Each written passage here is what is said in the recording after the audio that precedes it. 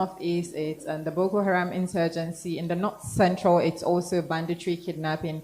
And Southeast, the IPOB, etc. The Southwest, the maybe kidnapping as well. And there is a group called Amotekun that does support in terms of outside conventional security from the military, the police, etc. So we'll touch base with security. And because people in government are in this room, I would like to go to the audience before we will take a strict pause to see what people are even saying about the senator on the Kaduna Central re-election bid, right? After leaving for 4 years. So I'll start going to, if the technical crew, can you take the mic to the audience, please? We go to Mr. Yusuf to talk to us about these 3 key things. There is insecurity, there is food crisis, right? And there is also, if you link food crisis to maybe the economic situation, then there is what's going on with our community life that we're used to as a people, especially in northern Nigeria. So please, let's take the mic there. Khadija, where are you? While the mic is going, Mr. Yusuf would like for you to contextualize the security situation. I believe you're part of this government, right? And your role is in the sustainable development area, right? So let's address that quickly. Yes, Mr. Yusuf is just there. Thank you. Do I need to stand up or just sit down? You can sit. Okay. Thank you so much for having us once again. And the Nigerian situation is so bad that one would, it's a roller coaster of where to start from, you know. The insecurity has actually taken a lot of us, and unfortunately we're so divided to understand that the insecurity consumes us all. And when it happens in a certain region, sorry, excuse me, the other regions feel it is your problem. And they seem not to bother or to help find solution. And at the end of the day, it's spreading like cancer. And every region has at least a taste of what is happening now. While Mr. John was talking, he actually spoke about something that has been my position. And I think this is the first time I'm going to talk about that on the media. And I said there's need for the Igbo people to apologize to the northern people for the 1966 coup. Sorry to cut you there. I think we should get to that. No, maybe when I finish, then you understand where I'm coming from. Okay. Then also there is need for the northern Nigeria to apologize to the Igbo people for using food as a weapon during the war. Because these are things that both sides feel it's unforgivable. We did not do that. Our parents or grandparents did that. But it's still haunting us till today. So I think if the two parties can sit down and we do open apology to ourselves, that we've hurt ourselves in different ways, but time has passed. Let's move forward. I think it will go a long way in healing the country and providing some level of nationalism, because you cannot build a country where a part feels it does not belong to that country and a part feels it belongs to the country. So it's a lot to talk about, but I think holding on to this point will go a long way if our leaders, and apologically, you will see that when you are in government and playing politics, at the top, there is no difference. It's all the same thing at the top because it's about interest. And that is why today you see a Peter Obi having a running mate as a concourse. But if it comes down and you go to the social media, between we on the streets, it's a different ballgame. So we need to apologize sincerely to ourselves in order to have a headway.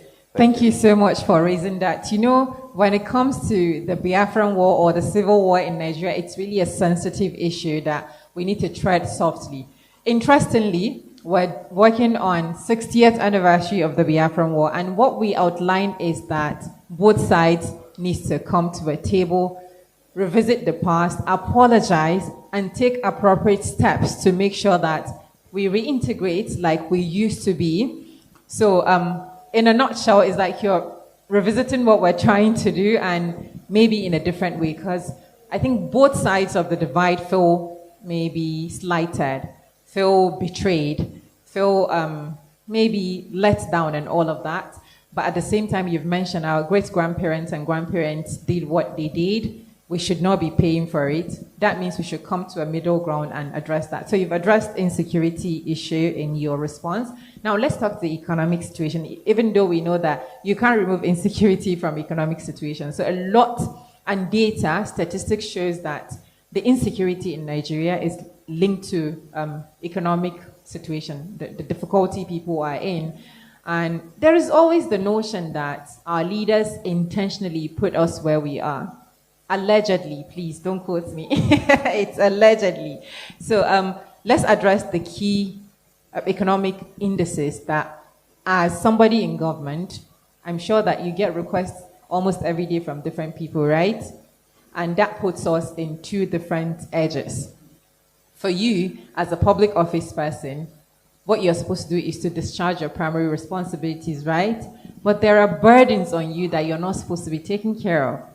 And we open doors for it. So would you say that our leaders are responsible for the poor economic situation we're in, and what role can we play to change the narrative? Okay, thank you again.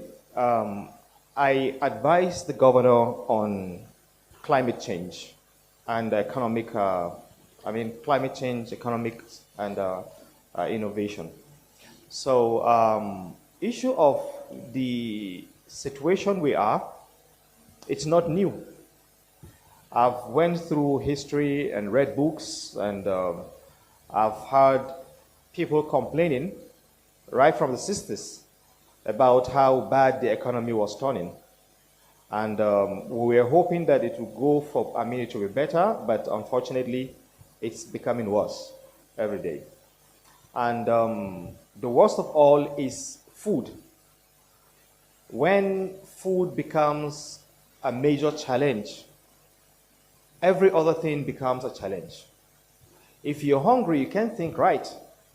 And I think it's one of the reasons why you hardly can find innovative and creative young people, because they are thinking of where their next meal will come from. So food becomes a weapon that is used against the masses. And this is where the leaders need to adjust. We have leaders that don't think about the system. Leaders that only think about themselves. And when we have such in a system like Nigeria, then you know we are built to be doomed. As somebody who is holding a public office, it's so difficult for me, because what I receive as salary cannot take me home. And I have burden from friends, from relatives, from schoolmates, that they see you, that once you're in government, you have free money. And the reality now is not true. This free money is not there, and the irony of it is, the irony of it all is that people complain of public officials of stealing. Yet, people eulogize them, people praise them, and people ask them to give them money. If you don't want me to steal, why then are you queuing in front of my house and asking me things that you know are above my means? So the public officers are pushed by the people to steal, then the people will come back to complain that they are stealing. Can't the public officers renege to not let themselves be pushed? Can they not? Can they not renege to not allow themselves to be pushed? then you will not be elected in the next elections. Okay, so I Because think Nigerians, I think we need to grow above where we are. People value people that come to share money to them, rice and some indomie, than people that will go to build roads, schools, and hospitals. When you use the money to build this infrastructure, they don't see you as good enough. Even your relatives will go against you. But if you refuse to build those infrastructures and you share the money to them, they will say you are the best. And when the election comes, they will vote you. So the awareness, it's more than just saying this is what governance needs to do. We have a mindset problem. And this mindset is becoming worse because the younger ones are also seeing that as a model that they need to work with. Sharing of money in politics.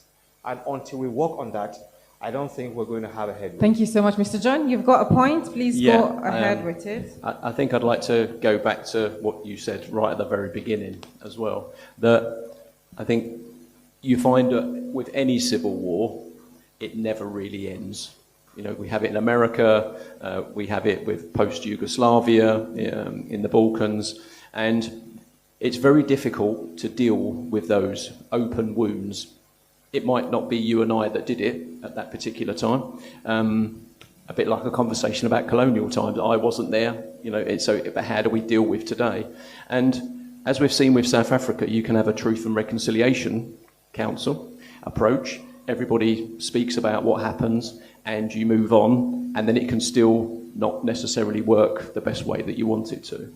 So as a journalist and someone who works in the media, and I particularly want to say to the young people in the room that are here from the Kaduna State University, is what you need to be thinking about is words are much more powerful weapons than guns are.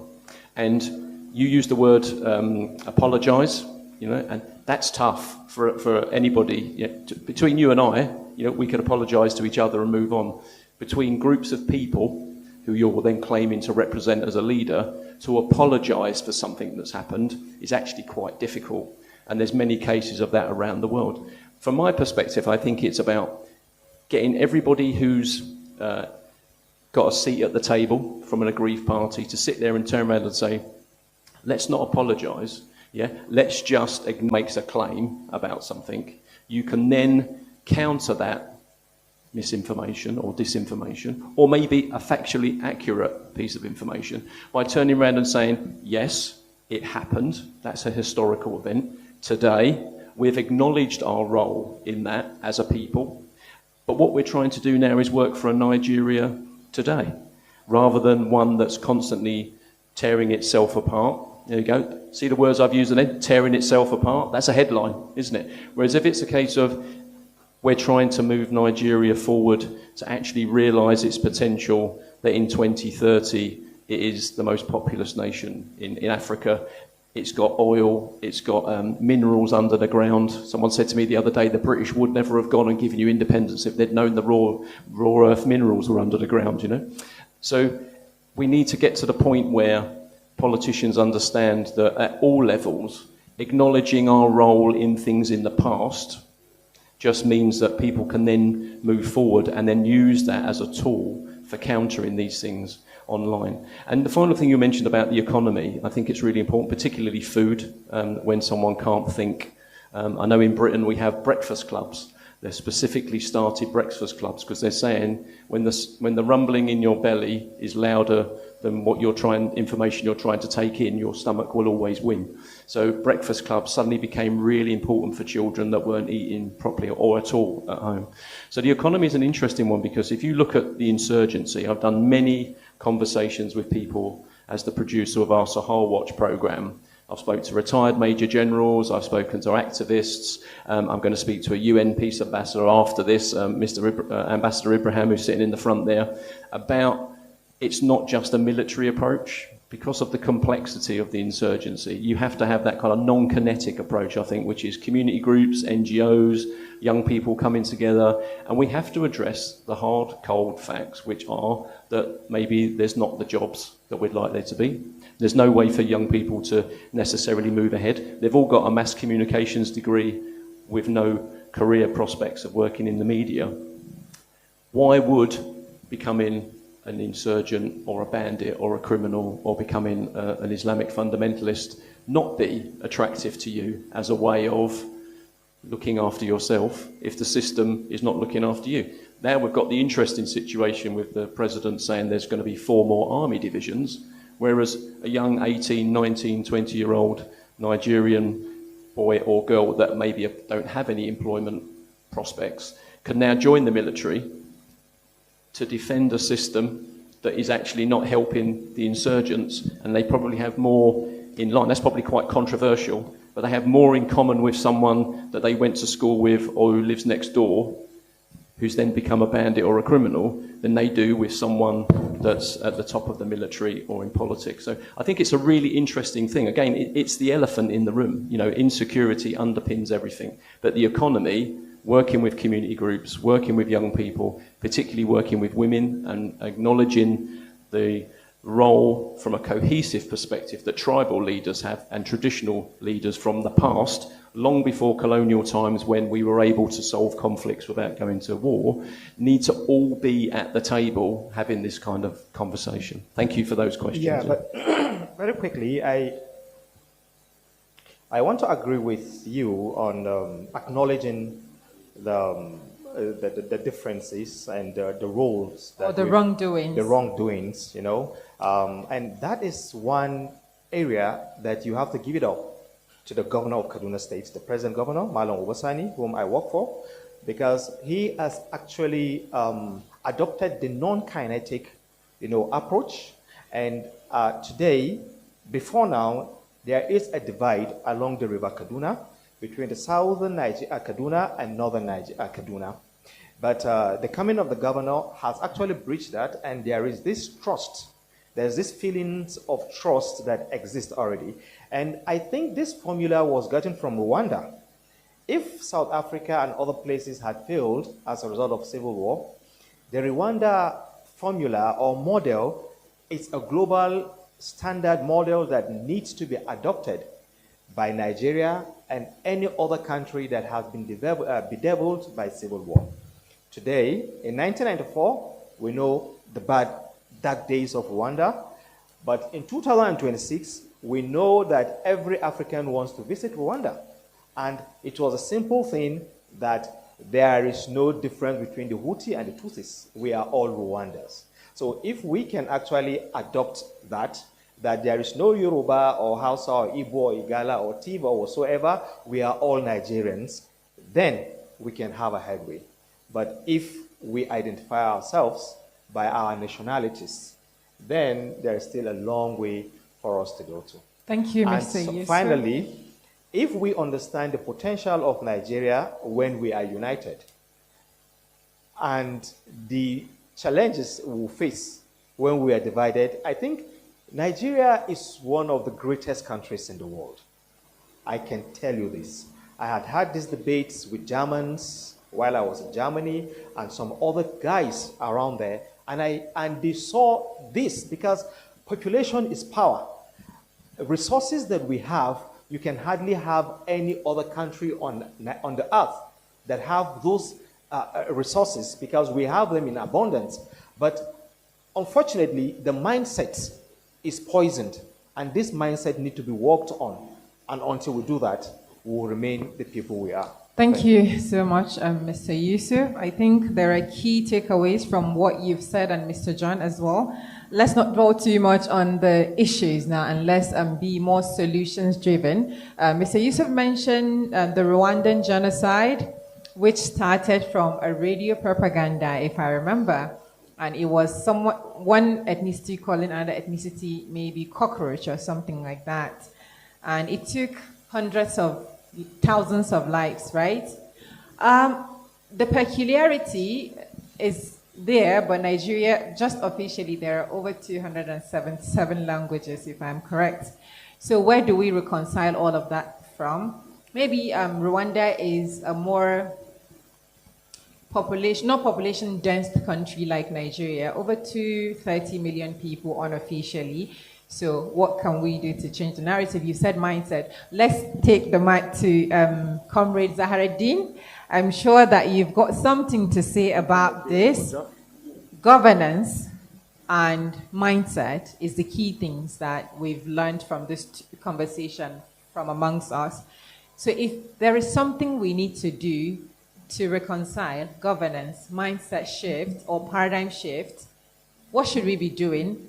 Start from maybe yourself as a person, what you would implement in your family, starting from your family, and then maybe people around you, your neighbors, to make things different for us. Yes, thank you. Mr. John Ajialima, good morning. My fellow compatriots.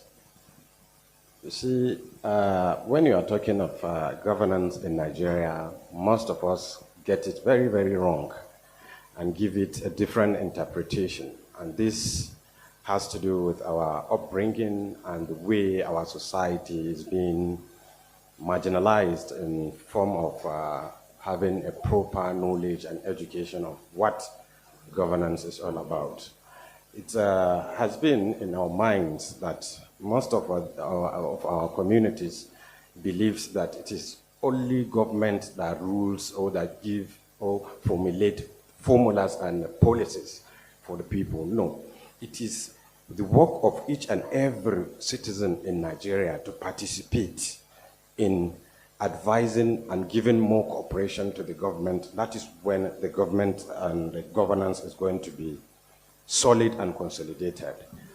If there is not this understanding of what even governance is all about, I don't think there's going to be a very good outcome or development in our kind of situations here.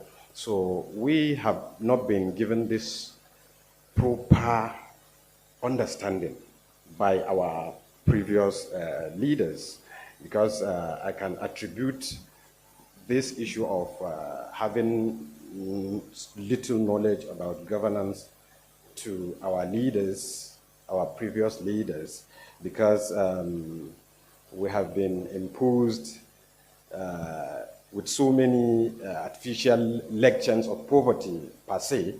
That lections of poverty, that is what is now giving us the poor performance in knowing what government is all about.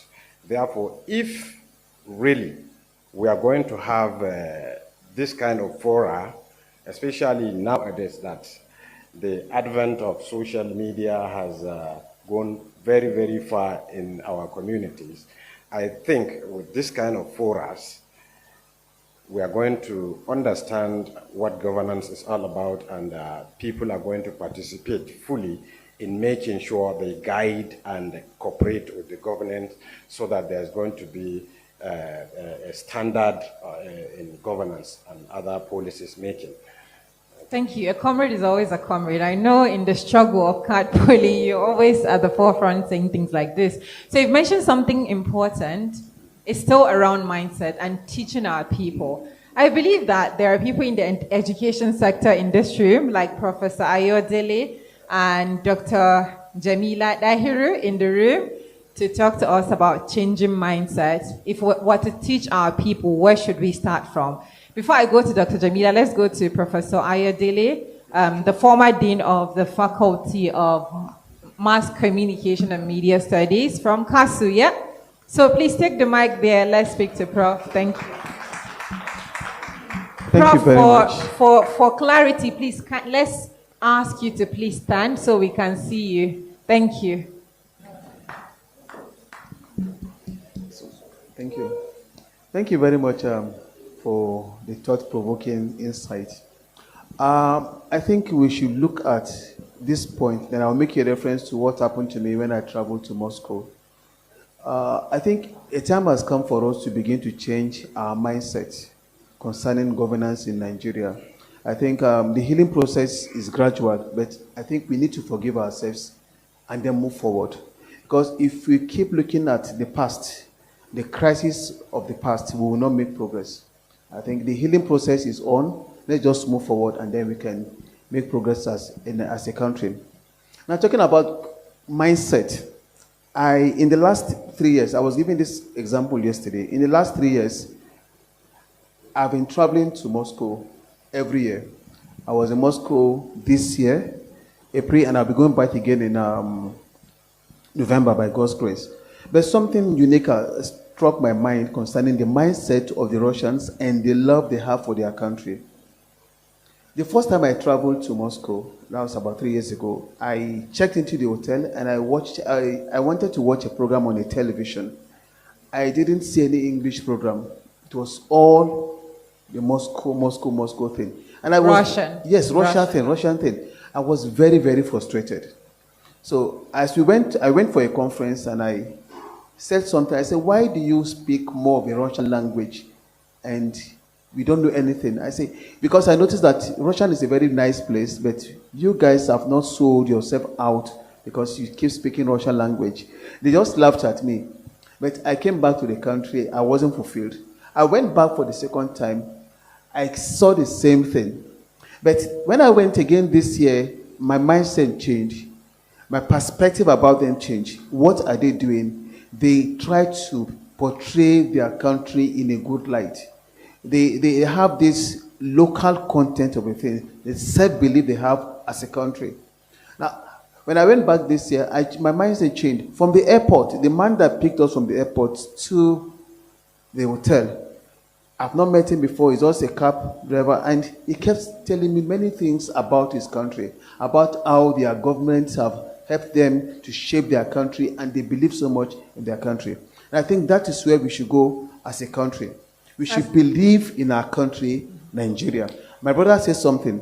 If you go outside this country, you know the potential Nigeria has, you'll be shocked. They know more about us than we know about ourselves. I think the time has come for us as Nigerians to speak well of our country and believe in our country. Because we have our own challenges, yes. Obviously. They too have. You said something about the Americans. If you go to America, you have the worst of ghettos. But the Americans never do anything to show the other CNN side. Doesn't show us Yeah, that. they don't do. So I think the time has come for us to believe in our country and speak well of our country and do less of condemnation. Thank you, Prof. Talk about speaking well of our countries or being patriotic. Do you think Nigerians are given enough to be patriotic?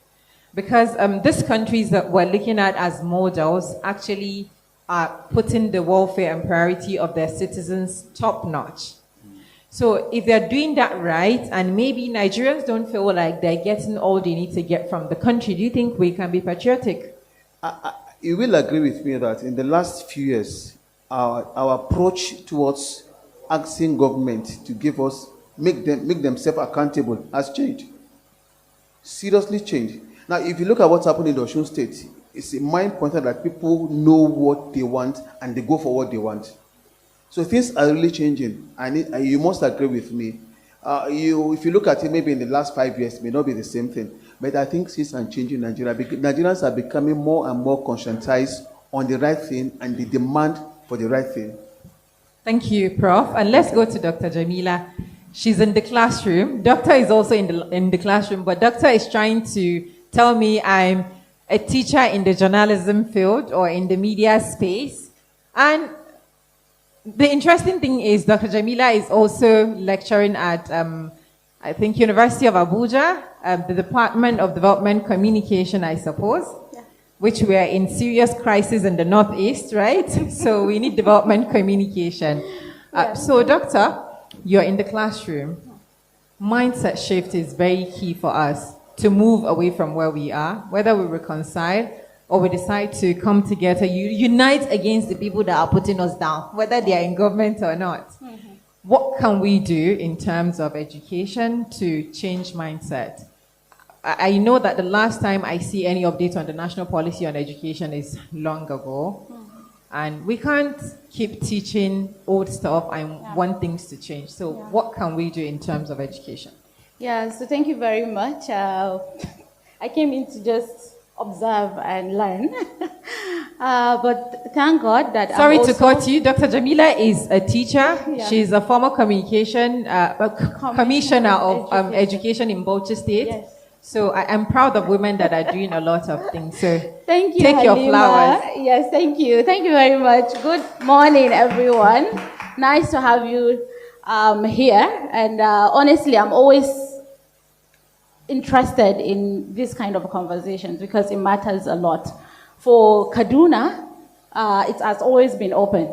We've had conversations around governance, open governance, whatever you want to put it, and then involving both government and citizens.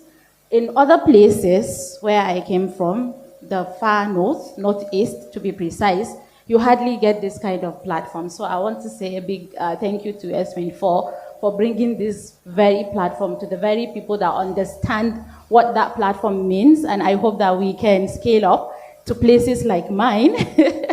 Yeah, so thank you very much. And then coming from academia, I think you mentioned, it has been a very long time that, if I would put it this way, Nigeria actually became very silent with promotion of, is it patriotism you want to put it, or love for the country, whatever word that speaks easier to people.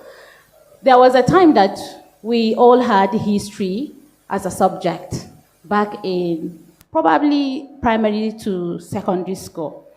And then we had a government that said we do not need this as a subject. So we merged, and then it became something like national, whatever, I don't know, about 3 subjects lumped into one. Civic education. And that is even at senior secondary level. So you ask a small child, what is Nigeria? Of course, they will sing the national anthem. They will tell you some states and capital, But then the values for Nigeria, the culture, the love. I was watching a reel day before yesterday, and there's this cripple in India. He just on his radio, and the national anthem of India started, and he had to stand up with his crutches and just to salute to respect that national anthem. What about Nigeria? Today we are having a debate over whether we like the old national anthem or the new national anthem. People are still at dilemma of what Nigeria is about. And some of the platforms we have are privileged platforms, people like you and me. But then I remember the very village people in Rahama, for instance, my father's village. What do they know about Nigeria? How do you instill love for Nigeria for them? It's through that primary education before they even graduate to secondary education, because that self-realization of what Nigeria is and we are Nigerians should come first. Yes, at the national level, you have programs like the Nigeria Reputation Group, etc., coming up to kind of advance what Nigeria is, love for Nigeria, the good part of Nigeria, talking about reputation and the mindset change, starting from home. Because we have to believe that Nigeria is good, is this and that, before we even start showing out there. When you look at the youth population again, the trust in public institutions is declining. I always mention that.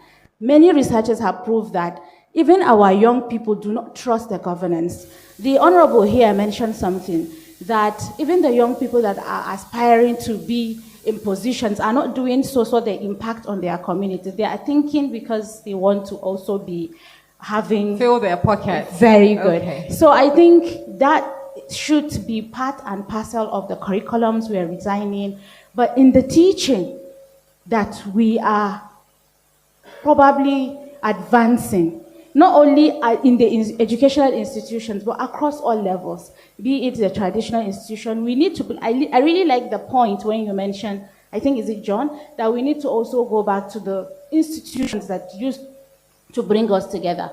The leaders, such as the tribal leaders, the religious leaders, etc. Whether we like it or not, Nigeria might not be the same with other countries. So we should imbibe with our own uniqueness. Look at what we have as our own uniqueness, and that uniqueness, you should maximize it. At the university level, we are trying as much as possible to push the narrative that, yeah, we have the youth that have the potential, they are talented, government or systems must open up spaces for them, give opportunities, because whether we like it or not, opportunities will not just translate to impact. You have to make way for them.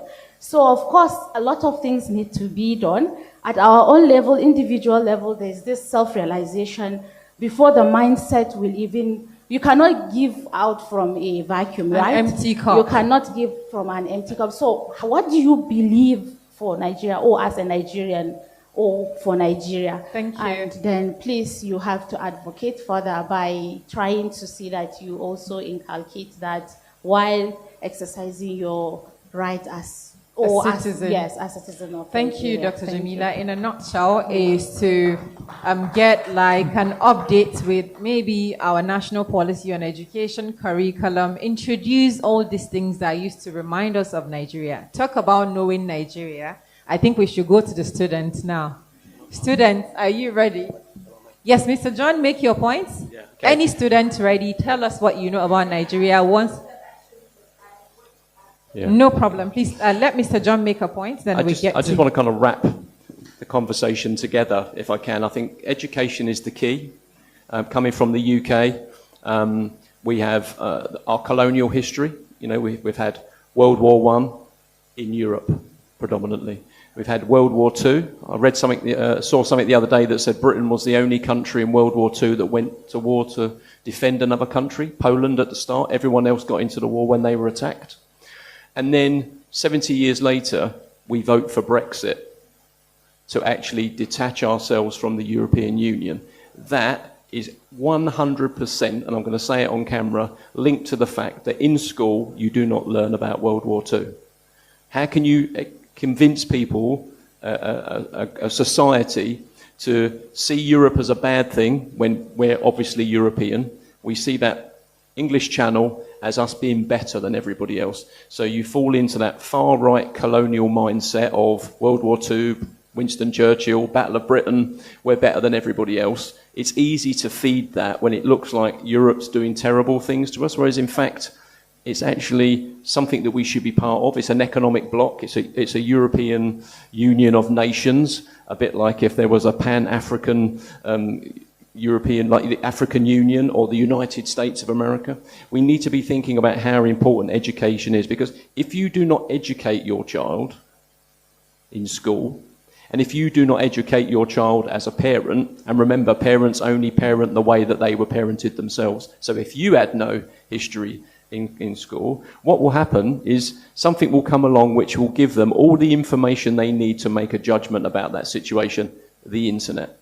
Okay, so unless we address those things, and I want to just touch on your Moscow visit, it's really interesting because obviously I've got a lot of Ukrainian friends that are now in the UK because of the Russian-Ukrainian war, but you have to get beyond the rhetoric to understand it's another long-running conflict that's been there over centuries that is not easy to settle around a table. It will eventually, yeah, but it will settle what it is today. It won't settle differences that can stop it from flaring up again. And the Russians are very good at telling their people how good they are, okay? And that's, as you said, what Nigeria needs. Whereas CNN and the American media is about telling everybody else in the world how strong they are. And I read something the other day about, is the American military really as strong as it claims to be? When it seems to fray around the edges and never really seem to get a grip of certain conflicts, is the media there to reinforce how strong it is to keep people away, rather than actually educating its people about how it is? So I think that, again, the role of the media, the words that we use, and I think education, if it's lacking, someone will come along and fill that knowledge gap. Now, with the senator, in the interview, he said that his knowledge gap about the way the military was operating was to read pamphlets and books that were coming from Eastern Europe and the Soviet Union. Now, if we don't do that in schools or around dinner tables, the internet will do it, and TikTok will tell people that other ways are better than what they're living. Thank you for that. Thank you, Mr. John. Let's go to the audience again. I believe that you've got something to say, but just to direct to the last point on, do we know Nigeria? So I'd like for you to start your point from, do you know Nigeria? What do you know about Nigeria? I don't know the new national anthem. I can't sing it from the beginning to the end because I prefer the old anthem. That's my preference, right? So, what do you know about Nigeria? The mic is here. Good morning, everyone. Thank you for giving me the opportunity to be here. My name is Sakina Yusuf. I'm new in the media. I just started working, even though it's been long that I've been in school. So what I want to add actually is I think there should be platforms that would be grooming the youth on leadership, because we will vote people that we think have history about being sorry.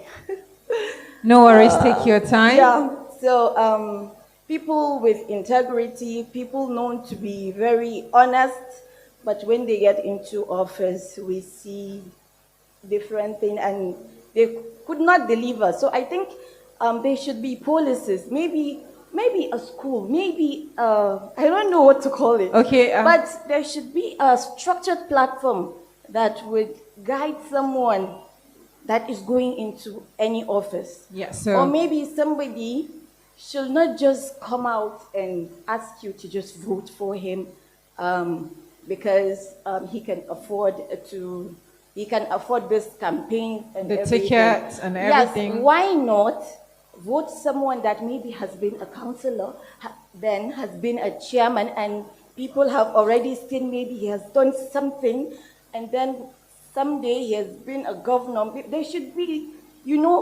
history of someone doing very good in governance. So can I just interrupt you for a second? Yeah, because what I want to do is I want to, just something that just popped into my head. We were talking about education. Now you have something quite unique in this country that we don't have in the UK anymore, which is your service, your youth service, your national service that you do for a year. And actually I saw me and Miss Khadija were having a conversation yesterday, two young people walking past in like lime green uniforms. And I said, oh, are they corpers? Is it corpers? Is that what you call it? Yes. You call members? Yeah. And again, we're missing sometimes, we look for new solutions. In fact, if we've already got a national youth service, how are we looking to update that so that if the gap is missing from education because schools aren't able to do it, is your opportunity to go there? Because even if it then said to you, this is what misinformation and disinformation is on social media, how can we think about what is leadership, what is accountability? You and I could be standing there leading a team each. We've got 5 barrels, 2 planks, 3 ropes. We've got a 10-foot gap full of shark-infested custard, and one of us has to show leadership to get to the other side. Where does that disappear when suddenly it comes into the political arena? At least we'd have young people that were equipped to ask, why are you doing that?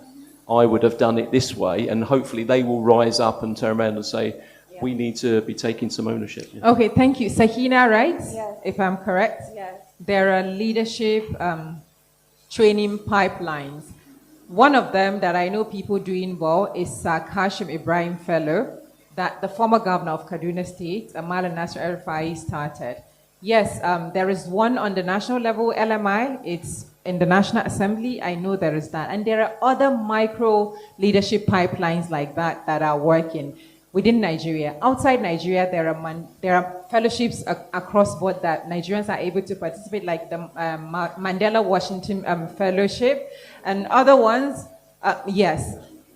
So there are a lot for us to, all of these things are going. Maybe we're not searching the right or not using it the right way, but there are a lot. So, what do you know about Nigeria, if you answer? Well, as a millennial, even though all I can say is, yes, I see Nigeria as a country with great potential, and I think we should do better. And I think there are systems that we should sit on the table and engage with the grassroots. There should be platforms like this where people will be able to sit and talk about the issues they think should be discussed and, unsolved. Yes, thank you. Thank you. So in the audience again, I'm afraid due to time, we might take the street polls that we got. Take a quick break. Yes, please. Pass the mic there. Thank you. Mr. Jibrin, it's on. Thank you. Good morning, Mr. John. Alima, thank you for putting such a laudable initiative. Yes, do I know Nigeria? Yes, Nigeria got independence 1960, Republic 63, we have 36 states, we have 774 local government. But the key question now is, what happens when your history is not being told by you? You go to like 5 different libraries, you have 5 different textbooks who are telling story about a particular state or a region with different narration. So there is no harmonization. So people end up perceiving information that are irrelevant or information that are inaccurate. Now to digress a bit, like I've heard from the few speakers, Yusuf Amoki and Prof, we have to move from era to a solution-driven society. Like if I to ask myself, what have I done that will contribute positively to the development of Nigeria? So we created a platform called Policy Lab. What do we do? Of course, we tend to bring people to discuss. Like what Halima just said now, she can't really remember the last time she had national policy on education, blah, blah, blah. You have different states that have different educational law, which for us to get it right, either as a region, either as a state, either as a nation, we need to have a comprehensive, or rather, we need to have, I don't know how to put it, there should be a uniformity in the things we do. Because a state A cannot be operating on primary 1 to 6 scale, while other states are advancing on the scale of from 1 to 9. That lack of that unification form. And for us, coming from the private sector, of course, we try as much as possible to see how we can bring people together to discuss on issues that, by providing sustainable solutions that could, of course, set the ball rolling by bringing the media, the intellectual, the people from the academia to see how we can, of course, design a template that will accommodate people from diverse. Okay, can I give you an example there? Yeah, well done. That's very good. Yeah, that's a very important point. I think I run something called a Parallel Lives Network. So I've got an archive in my house of 120 countries across, I don't like using this term, the Global South. But until there's an alternative, I'll use the Global South. People will understand. And in that archive, I collect maps, flags, newspapers, 5 printed from one day when I've visited Nigeria and India, places like that. And lots of information that I can use for my independent museum around conflict memory to put on exhibits for school children that visit. I do pop-ups in shops, etc. And I always buy multiple travel guides. And people always say to me, why have you got 4 or 5 travel guides over the last 20, 30 years of a country? Because it's not about the hotels and the restaurants, anything like that, or the country, or where you can visit. It's the history. Because what happens is, in 1992, if you've got a travel guide on that country, that's fixed. That's the view of itself in 1992. In 2002, you go back and compare it, it's slightly changed. Someone's edited it. A bit like, being able to go on the internet and sort of change things. But you've got the evidence in the book that what's changed from how we viewed ourselves here to how we view ourselves now. Then that might be a change in politics, that might be a change in military, there's multiple reasons. But until we start thinking about what are all the different versions of ourselves, on the table, then all of us are all interpreting those versions from a different view. Then you think about the language you use. Really, that education is still the only way, what the prof teaches, for example, about, mass communications and how you use the media. If we don't equip young people with the skills to be able to have access to the information, now whether that's libraries or whether that's national archives. We visited the National Archive of the Library, National Library of Nigeria archive. Fantastic. But it was like stepping into an Indiana Jones movie. It wasn't accessible. You know, I was waiting to be chased out after I'd managed to get in. But all of this stuff that had not been seen and not been opened, particularly for our research for the Biafran crisis, there was something from President Gowon from 1972 about reconciliation. No one had ever opened that book. It then makes you think, well, how many of these are there, and were they ever actually used to implement? That's the story we talk about Biafra, not the headline stuff. What came after, what didn't necessarily work with reunification. If there was the president saying, we're not going to take any retaliation, we're going to incorporate people. What happened? There was an opportunity to reset. We just need to be revisiting these things all the time. Yes, thank you, Mr. Sorry, a very quick one. Talking about governance, I don't know. We need to do a lot as people when demanding for accountability. But the mindset, the society influence, we tend to be scared to ask for accountability because we're afraid people will laugh, people will say we don't belong here, we don't subscribe here. But did we even know that as citizens we have that right, like Freedom of Information Act, you can ask for information and it's mandated for you to be given that information. Now going back to ICPC, as an individual who belongs to definitely one constituency, either national or state, you have that right to go in there to make an inquiry of what specific national project is being allocated to your own constituency. Through that medium, you can as well ask your representatives. But that mindset of I'm scared the society will laugh, we tend not to ask for accountability. So we need to do more, please. Thank you. Thank you so much. I think on that note, it's not just about being scared of what people will say. It's about being scared of what comes to you after. Are you going to be attacked? Are you going to disappear because you ask for information? As a journalist, I attempted doing a report on Kaduna-Abuja road that is taking forever to get completed. And by the time I met my supervisor to say, well, these are the people I'm trying to approach, she said, excuse me, if you want to die, because the who that is who would not let you do that report. And that's the big problem. So you would understand with people when they fear for their life. We've touched based on insecurity, mindset shift, education, etc. There is food insecurity in Nigeria, right? And there is an expert in the room to talk to us on ways to make the problem of food insecurity maybe a little bit better if we can eradicate it completely. We've got in our midst the General Manager, Kaduna Agricultural Development Agency, Malam Muhammad Really. I don't know if that's correct. Yes, so thank you. Tell us about what you're doing in Kaduna. As the election is approaching, key issues on street polls that we got is people saying food. Food is expensive. And we know that Northern Nigeria is an agrarian society. We produce food before now. Unfortunately, insecurity is making our farmers not be able to go to farm, and we're in a dilemma. So what are you doing in your agency, and what do you think Nigerians need to do, or people in Kaduna need to do to support you to maybe get food security at this material time? Thank you. Okay, thank you very much. Once again, first I want to commend the organizers.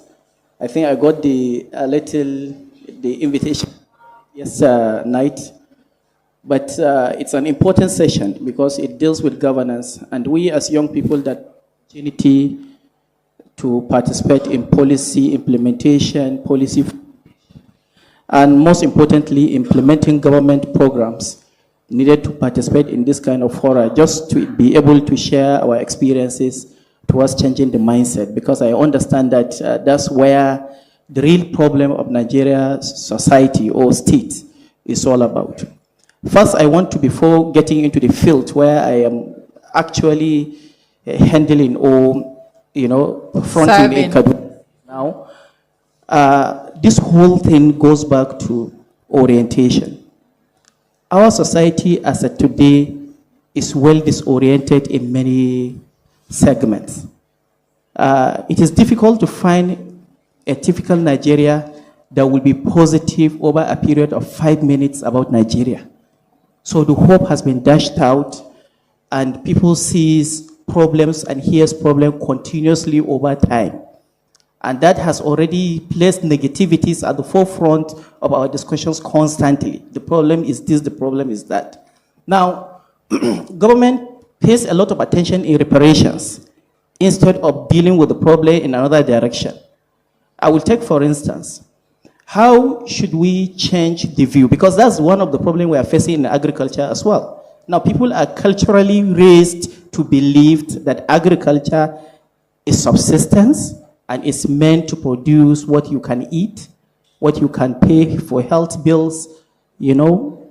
Don't even bother sending your child to school. Probably get married after the harvest and then wait after the wet season until the next wet season. Not minding the fact that to alleviate poverty and ensure livelihood stability, you need all year-round farming activity. So we must need to pay attention to explore the opportunities in the dry season farming activities. And that would have smoothed a lot of things. Now, because in Kaduna State, 70% of our workforce are farmers, the agricultural sector, hired or provide jobs for substantial population of Kaduna State. We're about 12 million, if not close, of people here. So, and the level of, birth rate is largely from the rural communities in Kaduna State. I will take Kaduna State as a case study. We have like 4 cosmopolitan local government in Kaduna State: Chikuni, Igabi, Kaduna North, Kaduna South, maybe to some extent Zaria and Kapanchar. But the rest of them, about 18 of them or 17 as the case may be, are rural communities. And these are where we have a population surge continuously.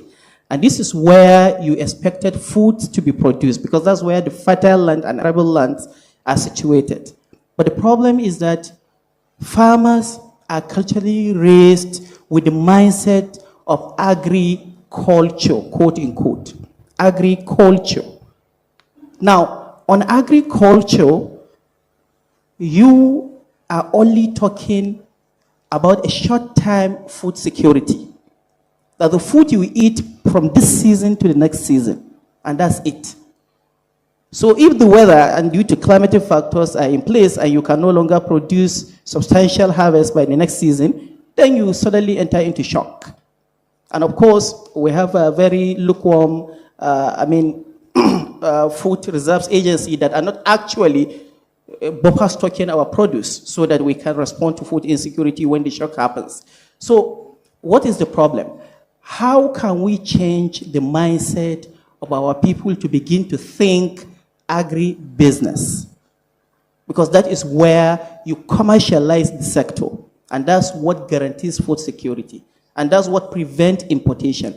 And for every import is a job lost, and for every job lost is idleness, and for every idle person is a crime opportunity and tendencies that surround him over a period of 24 hours in a day.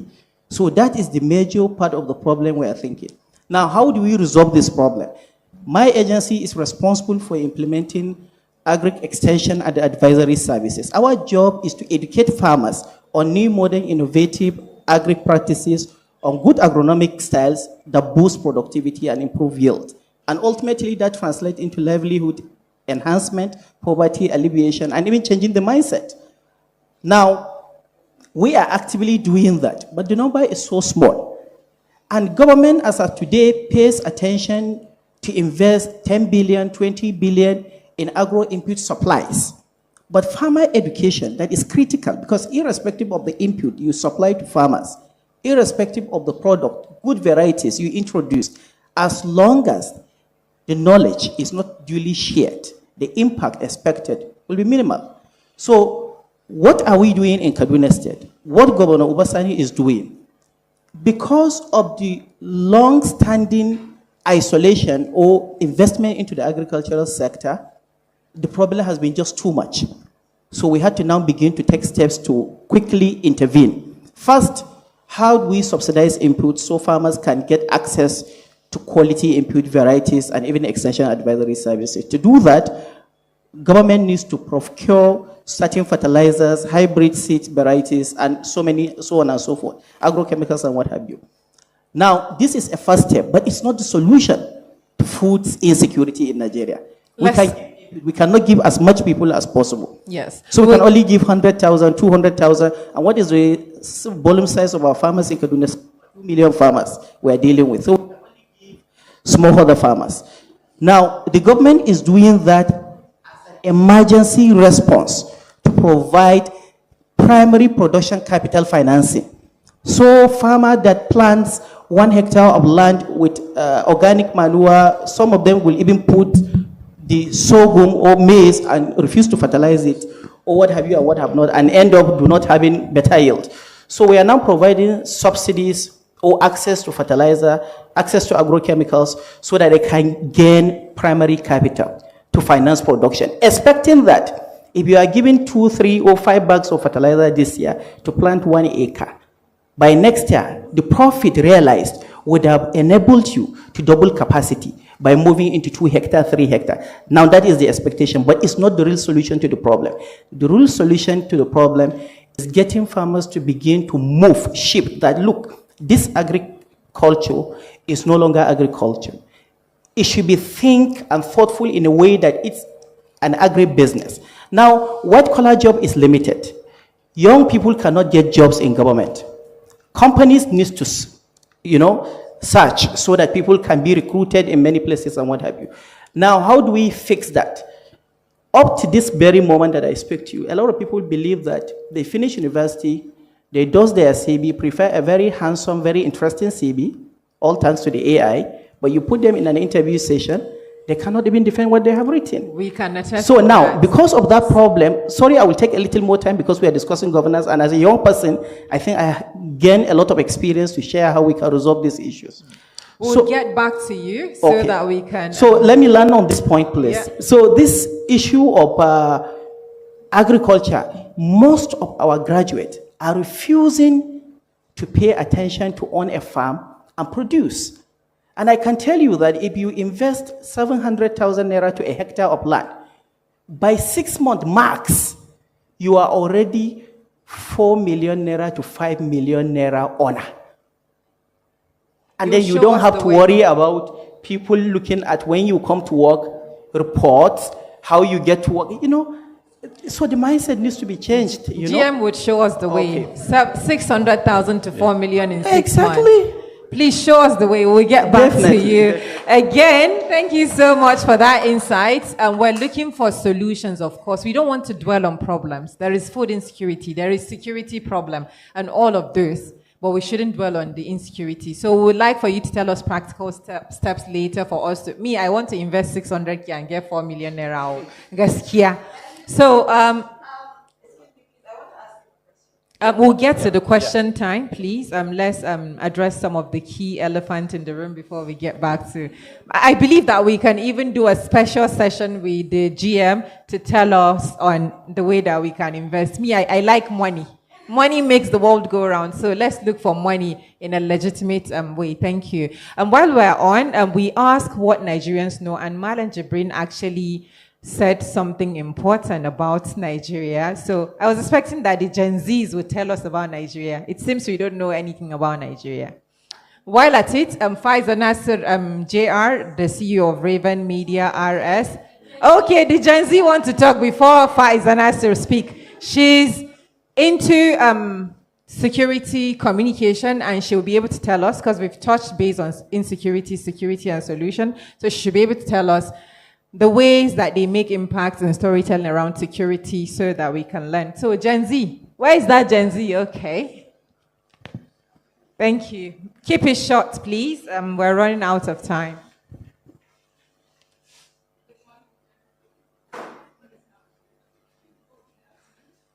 The mic is not working. Okay, good afternoon, everyone. Good afternoon. I'm glad to be part of you guys. As a young person in Nigeria, you're asked if, of course, we know our country. Of course we do, the little. And yeah, I think I know much about Nigeria during my first year at college. We took a course, which is Nigerian People and Culture. That was where I got to know more about my country. And why wait until tertiary institution? I think with the people we have, you guys can take it back to primary, section. I think that's So what to do make you it, know about Nigeria? Tell us. It's interesting. I think I know that Nigeria is incredibly diverse. The culture, the languages, and everything. Okay, thank you. Faiza, we're coming to you as an expert in the development and also security communication. We've spoken about security just in a nutshell. In what ways do you tell your impact stories to be incident to impact in journalism for people to benefit from, not just reporting the situation, but what goes after reporting? Okay, well, this is more like an attack. I didn't come here to speak, but you guys are putting me in a spotlight. Thank you very much. Good morning, everyone. My name is Faiza Nasir. I am one rebellious human being who chooses to pursue story around security. The security sector is very complex, as you all know. A lot of the information that comes from there, it's very curated in such a way that it doesn't offend or give too much of information that should not go out. And for my own consultancy activities around security issues, is basically to tell the human angle stories. Of course, the people who keeps us safe every single day. And the reason why you and I are here today, we're able to sit comfortably is because some people have decided to give up their rights and everything to protect us. So that is the aspect I talk about. I bring out their story. I speak with them, visit their locations, understand what makes them human first, because these are people's husbands, brothers, uncles, and all that, sons. And their families love them, of course, but they chose this profession because they're passionate about it. But most importantly, passionate about the country that they serve. And we as citizens, we don't really see that.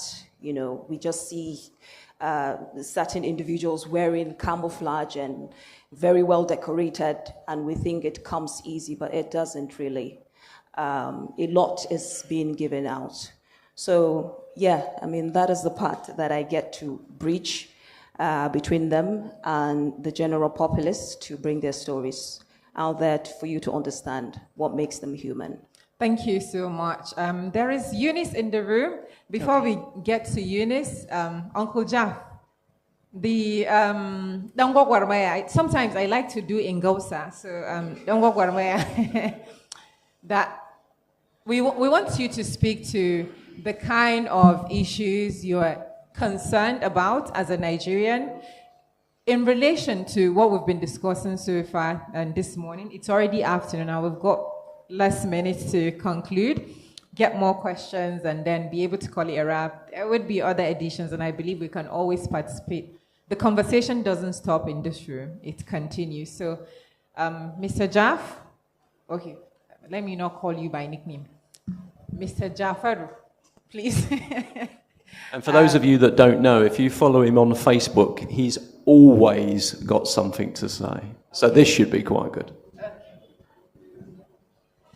Yeah, good morning, Mr. John, or good afternoon. Good afternoon, Halima. Good afternoon, everyone. Well, I was attacked also by Auntie Halima. I wanted not to say anything sincerely. But I just want to talk about corruption from all ramification. You see, any government that is not able to fight corruption, I don't think that government is serious. Sometimes if I write on Facebook, I used to be afraid because you've seen something that is affecting you directly, something true, but you are afraid to talk about it. And then our youth are also, gonna like push you, but at the end of the day, they will back out. They will back out. And you'll be afraid of talking about governance, because you don't know what will happen at the end of the day. We have friends that are no longer with us. Some would love to see them. Some of our mentors, we don't have access to them due to, what we talk on real and social media. So sometimes we are afraid of, saying the truth because, of what is, really surrounded by, our environment or our society. Like, if you want to talk about insecurity, that is what, it's the area where it's making me, or is making me to have a sleepless night. And it's the area that I also want to talk about every day, but I'm afraid. And I know I'm not the only one being afraid, to talk about it, because we all know what is going on in our society. We all know the solution, but are our government ready to provide that solution to us? It's a conversation we should always continue. Don't be afraid, but be afraid at the same time, because if you disappear, we'll be in very serious distress. So I think maybe as time goes on, you should also create more, a platform like this, so that we can be able to speak our ideas and our minds, so that at least, the government will know that this is what we have been afraid of. This is what we have, to talk about, and this is our fears. Yes, our fears. Thank you so much. Thank you so much. So we'll go back to the people that are experienced. There is experience and there is experience. There are people that go through the ranks to get the experience, and there are people that maybe AI, or is it actual or artificial intelligence? So in S24, we believe more in actual intelligence than artificial intelligence. Not like we don't use AI, but actual intelligence is the lead before artificial intelligence. So if you've got questions in the audience, please, you can raise them. There is a sticky note or post-it that you can use to write the question, or if you want to speak, it's also fine. We'll do the last round, I beg your pardon, with the expert in the room before we call it a wrap. We're supposed to go on at least 3 breaks, but the conversation is so interesting that there is no break. So we would start with, please, let's give this person a chance. This young man came all the way from Yobe to attend Kaduna International Film Festival, but I don't know your name, I'm so sorry. So please, you can pass the mic. I believe you come from the Northeast, as my sister Jamila and all that, and you can resonate with most of the key points raised in terms of insecurity, corruption, agriculture, food insecurity, and all, agriculture and agribusiness. So we want to do agribusiness, not agriculture. So please, is there any input from your end? Please, the mic close to you. It's like the mic is off. Can you check?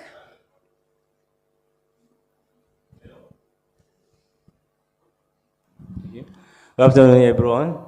My name is Ibrahim Sulaiman Isa, a peace ambassador. So I'm from Yobe State, Northeast. So the problem that we had in Yobe, or I would say Northeast, is insecurity.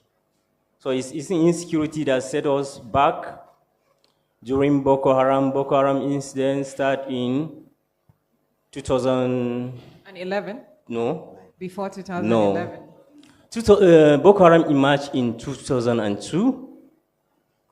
The national prominence was from 2011. Of course we know, because I remembered I read a piece that said this whole insecurity thing is part of us all along. It wasn't just this magnitude, and because there is no technology and internet, you're not aware of it. I remember someone telling me, a lecturer telling me that as far back as 1972, there was cattle rustling incidents that left people dead. So it's like an age-long thing, but it's more prominent now because there is tools for us to know what is going on. So yes, I agree with you. 2002, fine, but Boko Haram is in 2002, March. So under the leadership of radical person called Muhammad Yusuf. So Muhammad Yusuf was captured in 2009. He died in custody of police. They killed him. Later on, Abubakar Shekau took over. Abubakar Shekau took over and then start bombing, killing, adoption of people. Youth. So let's put it because of time. You're a peace advocate, you mentioned. So what do you do to mediate, or what do you do to change the narrative in your society? Peace awareness. We give awareness to the youth. They should not engage in violence.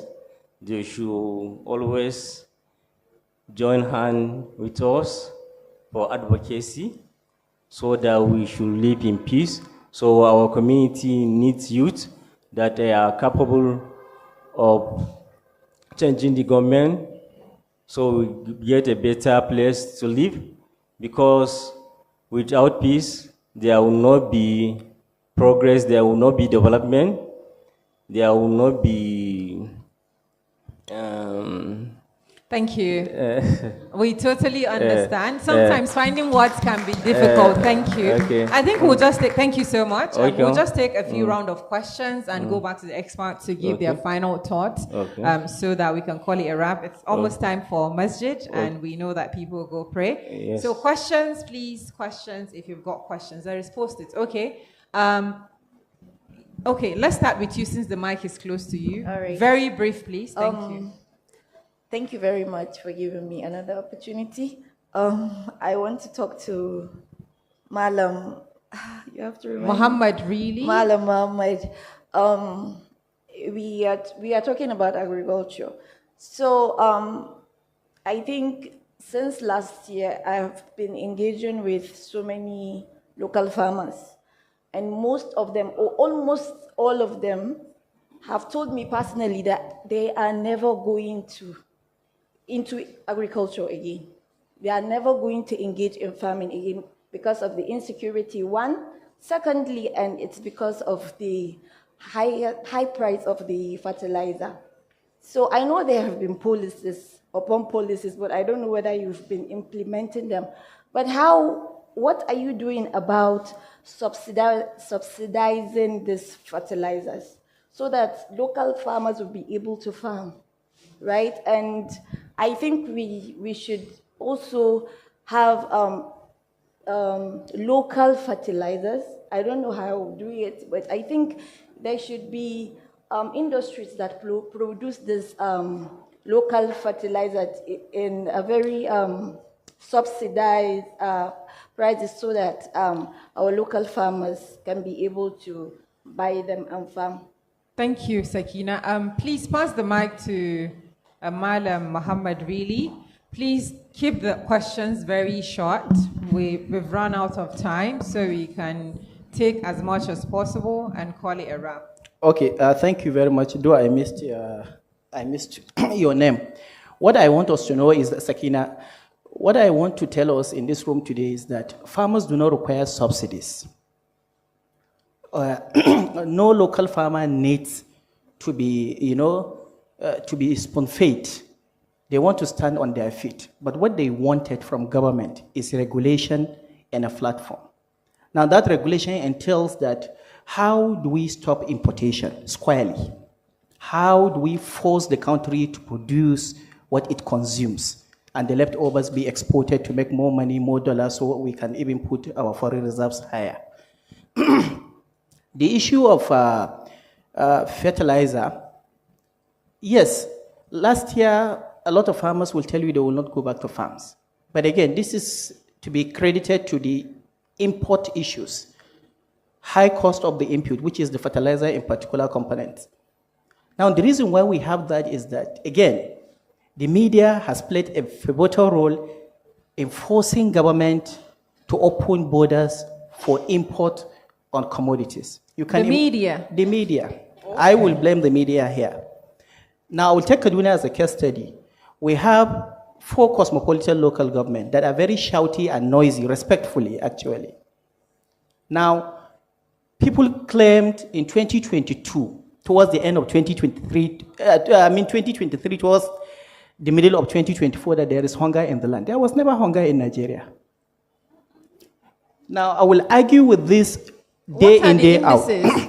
What are the indices that there is? Because what we faced was high price of the commodities. Now, that means money to the farmers. Do you understand the issue here? Farmers are selling maize, probably 100 kg of maize at about 100,000, 90,000. They make a lot of money. Cost of input was never the problem at that time. So they are getting premium of value of their efforts and their production. Now, if you find about 18 local government in Kaduna State, they will not tell you that there is hunger in Nigeria or in Kaduna State, because every single person in the majority, substantial number of our people in rural communities have the food they will eat. And they have capital financing to buy, meet their obligation and pay their bills. Right? For the farmers, right? That's for the farmers. But the problem we have with the media is that people that are living within the central areas, that are, again, the white collars, the civil servant, the this, the that. Of course, you don't expect a civil servant to be buying, when the minimum wage is about, 80,000, most states have not even implemented, to buy a rice or a bag of maize at 100,000 naira, particularly in a family of 6. So it's a complex issue. However, now because this privileged cosmopolitan population are privileged with media and platforms, are outspoken, are knowledge-wise, are educated, they can go to media, spend 2 hours, cry as if everybody is crying. Then the government is forced to take immediate emergency measures because the media is a pressure group itself. So, and that's what forced the government to enable importation. At first, 250 metric tons of rice was allowed to be imported. 250,000 metric tons of maize was allowed to be imported. That's summing up to 500 metric tons. Yes, so now, in Nigeria, the problem is that if you now said that 500 metric tons to be imported is allowed to be imported, a waiver is given. Because under the previous administration, particularly by President Muhammadu Buhari, you can remember in one of his media outlets, he said, if we cannot produce what we can eat, say yung wokowa kashe, that's in Hausa. He jokingly said it. But actually, because that waiver was enabled, then we had massive importation. Okay, GM sir, you mentioned something key, or germane, if I would say, is that the agrarian society or the farmers, they've got enough. So other Nigerian populace should buy expensive. That was what I got from your message. Because yes, maybe according to statistics, the Nigerian civil service combined with the states are now up to 10 million people, right? But out of maybe 200 million people plus, if only the farmers are able to afford because they farm, should the rest of the populace just not look for Then what is the ratio of the farmers in Nigeria to the ratio of those that are not farmers? Please, in the audience, kindly Google for us, simple, the agrarian society in Nigeria, what's the total number, and the other people, because it's very important. The farmers as is, if we look at statistics and the insecurity indices, I don't think the farmer population is up to 10 million. So out of 200 million people, if civil servant cries out, it means it affects almost 2/3 of the population, right? You are looking at the food security as per the only primary production component of it. Now, in the agriculture, there are 3 value chains that are very critical. There is the production chain, there is the projection component. That's the primary production component. That's directly the farmers. And there is the processing component, which is the industries that process them into different food varieties that you consume. Do we have enough of industries to process what we farm? We still import most of these processed things back to Nigeria, right? Not really. For instance, the CBN Development Financing Unit has done a very good job. You have to give it to them, because a lot of rice milling companies and factories have sprung up during that time in Nigeria. With borrowers? Yes, you can say what you want to say about it, but we have seen a lot of rice milling companies. Some rices that we buy, the Thailand rice variety that we buy, we end up seeing the same output in Kurmamashi here in Kaduna, something that you don't see ever before, So, because there is processing component, and that hires substantial number of people, and there is the marketing component, those that deals with the export. So don't look at the agriculture as only to the farmers who produces. It's a whole lot of a value chain. On the value chain, who are the people that are the top on the value chain? Now, the problem is that the farmers are supposed to be the top because they are the one doing the major part of the sector, which is the production. But unfortunately, the marketers benefit more premium from that productivity than the primary producers. Okay, we'll get back to you. GM are quite a lot to talk about. So we'll get back to you to talk to us about what you do at your agency, and we'll give you the final mic to share your final thoughts. The questions, please, and direct it to the person you want to answer. Please take the mic to the audience. Thank you. Thank you. I believe this is an interesting conversation that we should, at the end of the day, what are we taking away? What are we going to be doing differently from today? So that's the call to action. Yes, go ahead. Good afternoon, everyone. My name is Halima also, Halima Abba Ibrahim. Yeah, actually, you have started to say what I want to say. I too sometimes like to talk in Egausa. If we're talking of politics, sometimes politicians say, Kura atana kauyeka. That's the remote areas. So whatever we are going to say now here, it may have to have a relationship with the people at the remote communities.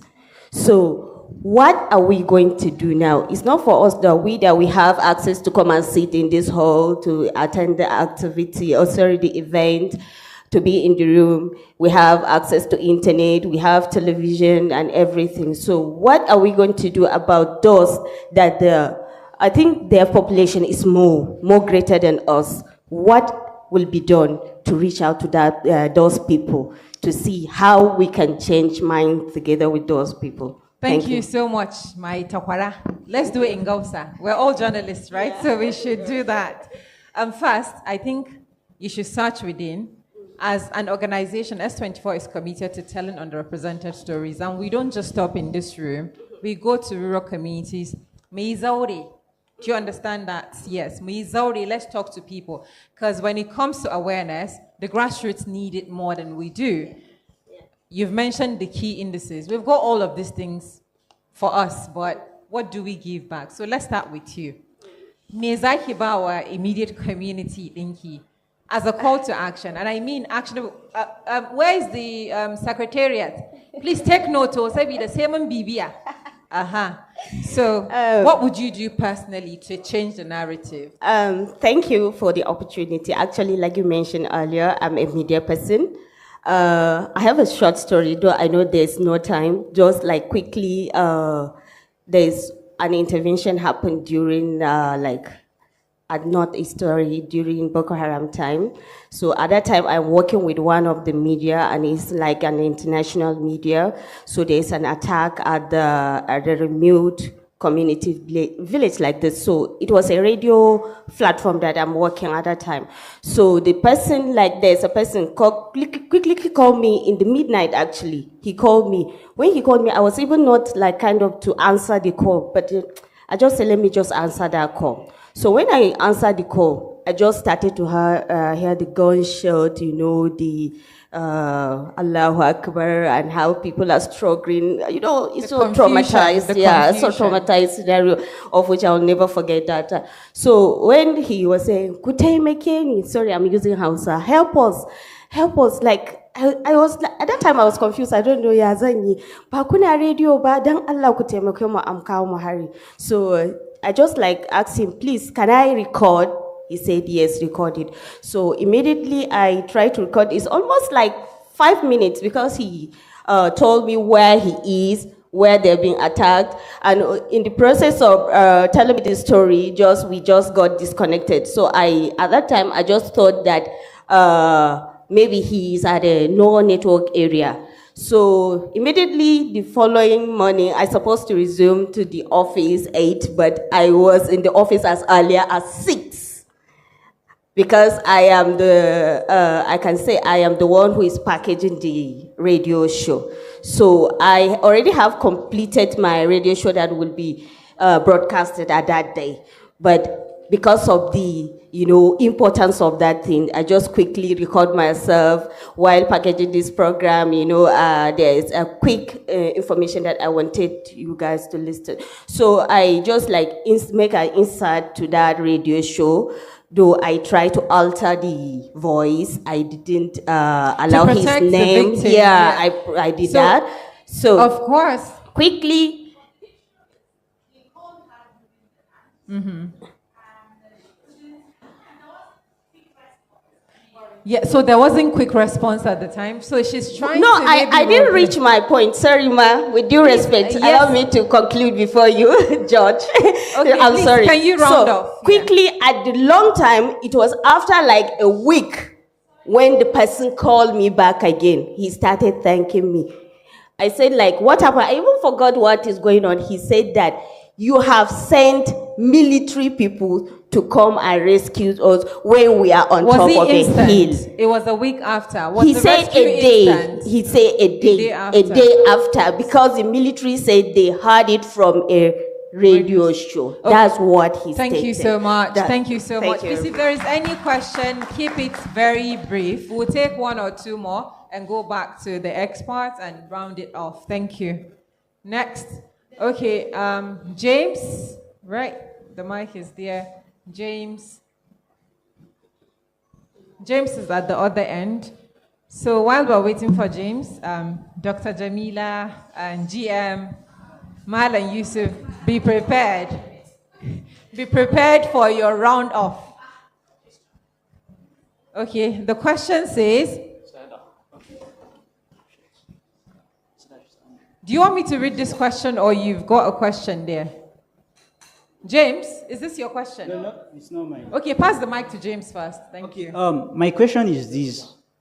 So, concerning, someone made mention of knowing, you asked a question about we knowing Nigeria, the Gen Zs, and then someone gave the former commissioner of education, the lady, Ms. Jamila, she spoke about history being taken out of our school curriculum.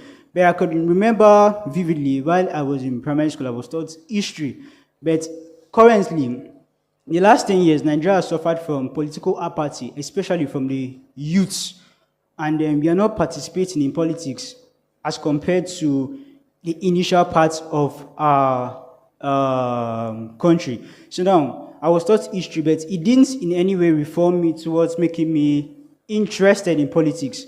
Interested in Nigeria? Yeah, so in Nigerian politics of the day. So please, my question is this: what do we think can in any way inspire our youth to engage in politics in today? Thank you. Okay, thank you. Maybe Dr. Jamila would answer that. I don't know, but for me, what we need to do is, I think there is nobody that will come and save you. First, you need to be self-aware. You need to know who you are. What is your driving force? What do you want to become and all of that? So if you know all of these things, answers to all of these things, I think it will inform you. Because do you think maybe someone in good position of leadership that is actually making impact would be able to give you time to come and school you one-on-one on politics? It's not possible. So if you get avenues like maybe the Sir Kashim Ibrahim Fellowship or the SPPG, School of Public Policy and Governance, right? Or the LMI by the National Assembly and all of that, you will not be spoon-fed from cooking, from getting ingredient to cooking and giving you the food and all of that. So you need to be self-aware, take conscious effort to learn about leadership, and then you take it forward from that. But maybe from expert opinion in the audience, there are people that will speak to that. But for me, be self-aware first, then you will know whether you can be a leader in your own right or not. Thank you. So in the audience, Mr. John, anything around that?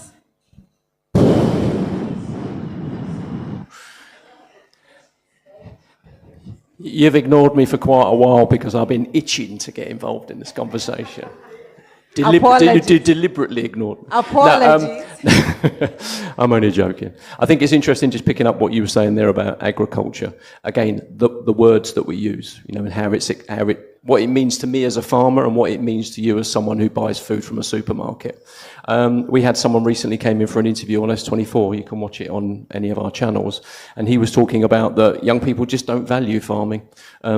If they're not told about jobs, as in a farmer's role is important, they're important to our nation, it's important that we are able to feed ourselves, then they will just listen to other people, whether that's on social media or anybody else saying internationalization is good, globalization, we can get our food from anywhere, you don't have to eat this, you can eat this. And so the role of the media as well is really important because, again, they're the ones that champion the value of a farmer. As much as Liza talking about, you know, people that are serving on the front line and soldiers, the job that she does in keeping their story told. And we've got Miss Eunice at the back with her project Unseen Heroes about army wives, you know, they're in the army as much as their partners are. I think it's important that the media is challenged on who is worthy of news and who is worthy of coverage. And we also need to be thinking about the power of social media, which is you can work for yourself, you can be your own entrepreneur, you can work online. They live in a borderless world, Gen Z. They do not know borders like we do. Borders mean nothing. They can talk to anybody. And therefore, working as a freelancer in the gig economy, doing things that you want, suddenly being a farmer is not interesting to them. But why isn't being a farmer sold as a source of long-term sustainable revenue? Because I know there must be money in farming, because Miss Halima wouldn't have been interested. I'm sure she's going to be talking to you about the money to be made in farming. And that's what we need to be thinking about. It all comes back to the role that the media plays in being able to tell us what's important, who's important, and the words that we use to do it. So I think how to counter that with the mainstream media, and this is something that Mr. Lima alluded to earlier, I came into journalism through the community media aspect. And what you realise that when you empower people, just as individuals that are the most marginalised in society, when they're empowered and given access to technology and smartphones, actually they are as engaged in politics as young people are in their own way. So you'll have people down here talking about the impact of politics on them through Facebook. You've got young people, Gen Z, talking about the impact of politics on them. But what's happening is we're getting this massive group of people not talking to this massive group of people that actually is bigger than the amount of people that voted in the last presidential election in Nigeria.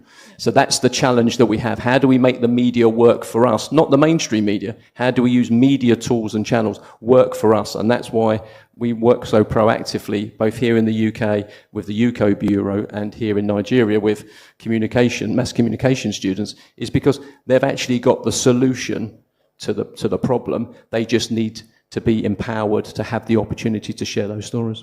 Thank you, Mr. John. I'm afraid due to time, it's just some 10-20 seconds per people in the front row to speak to your key action word. What are we going to be doing differently from today? Oh, there is a question, sorry. With the challenges currently in KASU about strike, Prof is still in the building? Okay. What measures can we mass communication student put in place to assist the whole university? Is it by posting write-ups on social media? I don't know, content creation, or talking about it on radio, or what? Just to grab government attention and find a solution. Yes, Mr. John, do you want? I think it's about the opportunity that you guys will have with an MOU with your university, with S24. Suddenly, you're not on student radio. You know, you're on radio. You're not on student TV. You're on TV.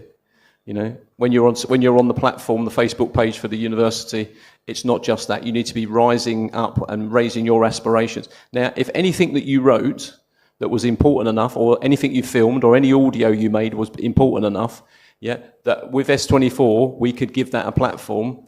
You need to be using the right platforms for amplifying your voices. If they don't exist, you should start them. Stop starting. There we go. It's an oxymoron, isn't it? Stop starting. Start making businesses enterprises, micro enterprises, and be entrepreneurial about giving people a platform. Why does all of our social media platforms, none of them come from the continent? They're all from somewhere else. Okay. Yeah. Thank you. Yeah, sorry. Thank you, Mr. John. I think just quickly on the question before we go, you can do incident to impact story. So spotlight the KASU strike. Is it only KASU or the National Union? It's only KASU. And Kaduna State University is a state university. Yes. No, she raised, I thought you wanted to say something. What is...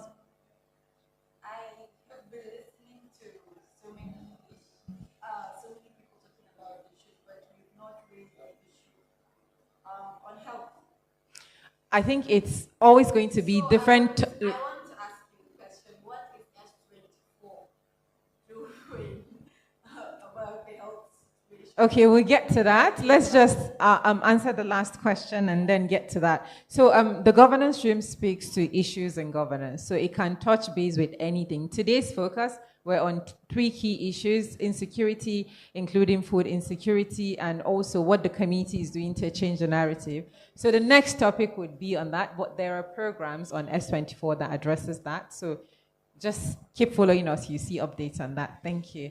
So KASU student, you can do incident to impact storytelling on your current situation.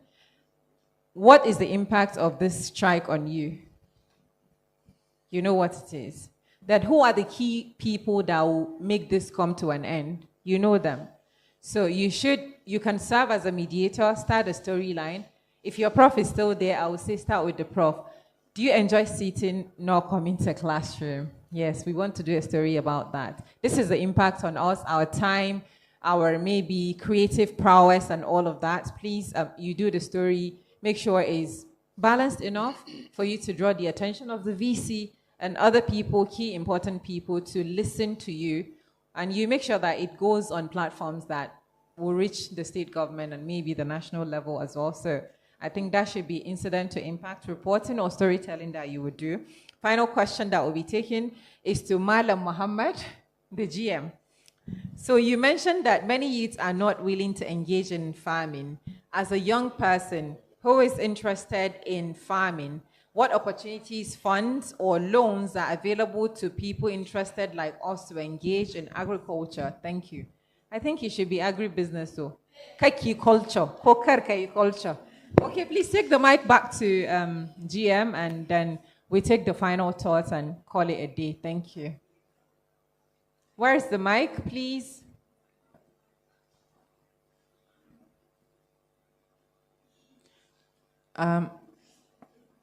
Yes, please. Yeah. Very briefly, sir. Thank you. Okay, thank you very much. I think, my success, my legacy as General Manager CADA is to see how many people I tried, by all means necessary, to put into agriculture. So wherever I go, my success is determined by the number of people I hired into the sector. So what are we doing differently now to, encourage, inspire young people to participate in the agriculture? What are the opportunities that we are bringing in forward? First, what we are doing is to make sure that they are, of course, like I said, thinking agribusiness, commercialization of the sector generally, because that's what makes them feel like they have money. They will have money out of it. Second is, how do we move from cultural practices, to modern, innovative, and technological, application in making the sector more interesting and inspiring. That's digital, smart climate agricultural practices. So we are promoting that squarely. We are bringing in partners, development partners, companies and organizations in order to build that momentum from CADA. And we have been achieving that. We've been recruiting that. We've been working with a lot of students. For instance, from Kaduna Polytechnic, from I think ABU, I think from Federal University of Education, and even last week we are trying to engage Department of Adult Education in Federal University of Education, Zaria.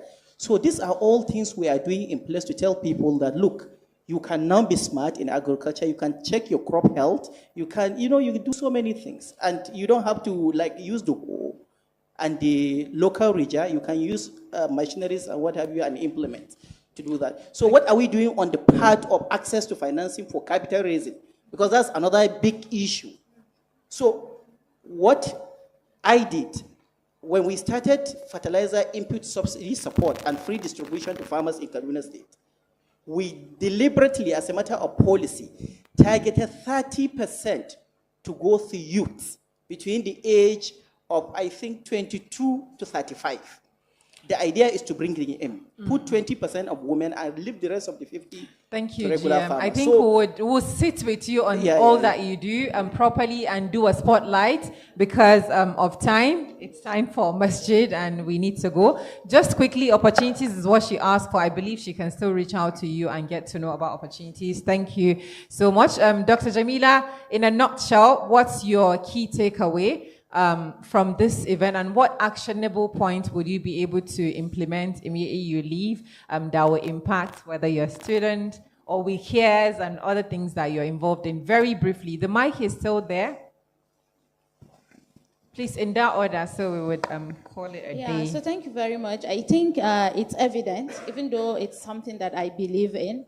From the conversation, I think it's very evident that we need to give more emphasis on education.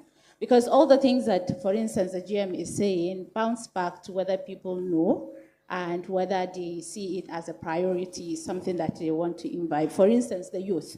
Do they even know about agribusiness? What's the difference between agribusiness and agriculture? If, for instance, I just grew up, my father as a farmer is someone that come home with a tattered clothes, you know, holding a whore. Is it something that I want to see myself doing in the future? I think there's that orientation.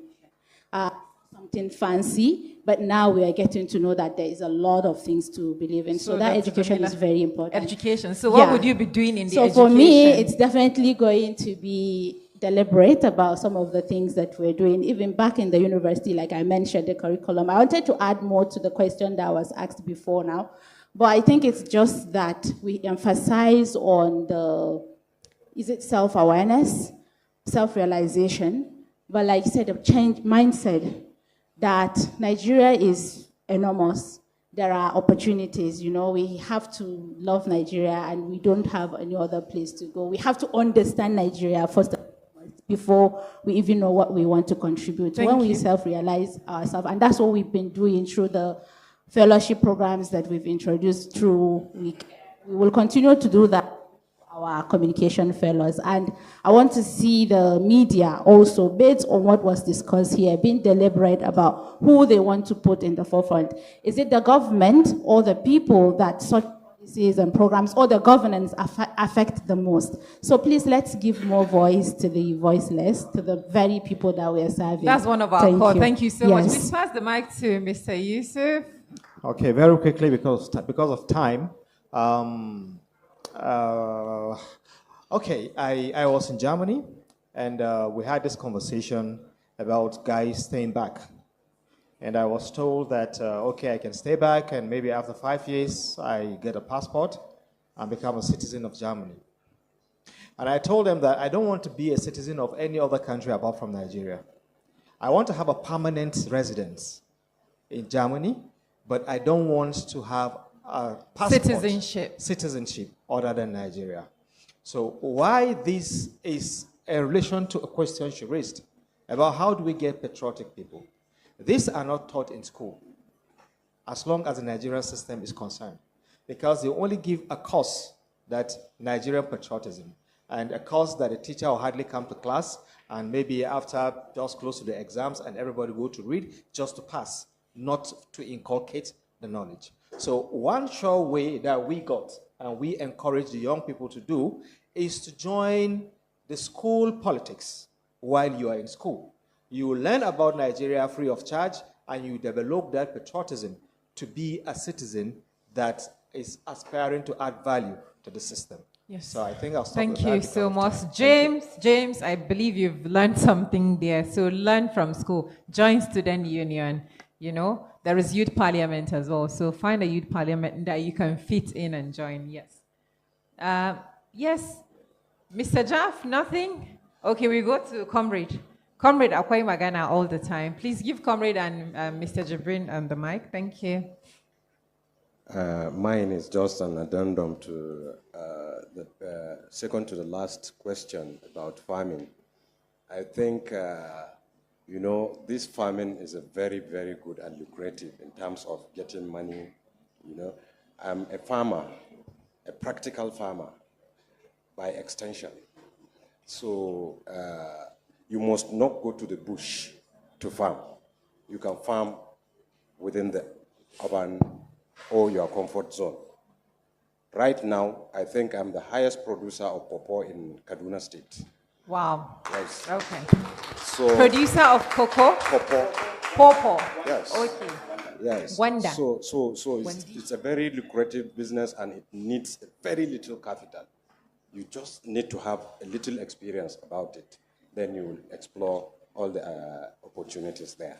So I will tell you that if you are ready, we run some courses and entrepreneurial programs to enlighten and give more knowledge on how to carry out these farming activities within your own house. Thank you. I'm interested. I want to grow what I eat. Because all these GMOs. Yes, please. Thank you for the opportunity. I think a quick one from me. We must learn to keep asking the right questions to the right authority.